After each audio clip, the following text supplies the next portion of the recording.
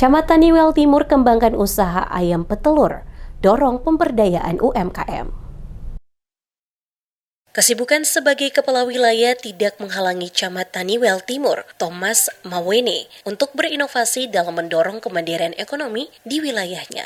Ia mengembangkan usaha kelompok ayam petelur bernama Kelompok Ayam Bertelur Mauli di Kecamatan Taniwel Timur, Kabupaten Seram bagian Barat. Kecamatan Taniwel Timur merupakan salah satu wilayah paling ujung di Kabupaten Seram bagian Barat yang berbatasan langsung dengan Kabupaten Maluku Tengah. Meski berada di daerah terpencil, semangat dan tekad Mawene untuk mengembangkan usaha produktif bagi masyarakat tetap tinggi. Camat Taniwel Timur, Thomas Mawene, saat diwawancarai menjelaskan bahwa peternakan ayam petelur tersebut digagas sebagai salah satu upaya membantu kios dan pelaku usaha mikro, kecil, dan menengah di wilayah setempat yang membutuhkan pasokan telur ayam ras segar. Telur yang dihasilkan berasal langsung dari kandang yang berada di sekitar kantor Camat Taniwel Timur. Diakuinya, di tengah kesibukannya menjalankan tugas pemerintah, dirinya tetap meluangkan waktu untuk turun langsung ke kandang ayam. Pantauan di lokasi saat waktu istirahat siang, sekitar pukul 12.00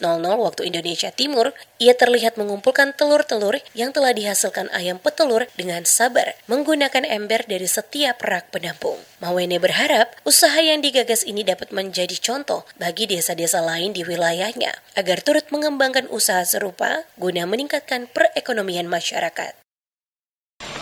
Saya sebagai pimpinan wilayah, saya ambil langkah ini supaya bagaimana masyarakat itu dia bisa lihat cara langsung ayam petelurnya di Kecamatan Taniwel Timur dan membantu para usaha-usaha mikro pondok-pondok yang ada di wilayah Kecamatan Taniwel Timur. Dan ini bagaimana caranya kita tunjukkan di kecamatan ini supaya jadi percontohan untuk desa-desa yang ada di Kecamatan Taniwel Timur.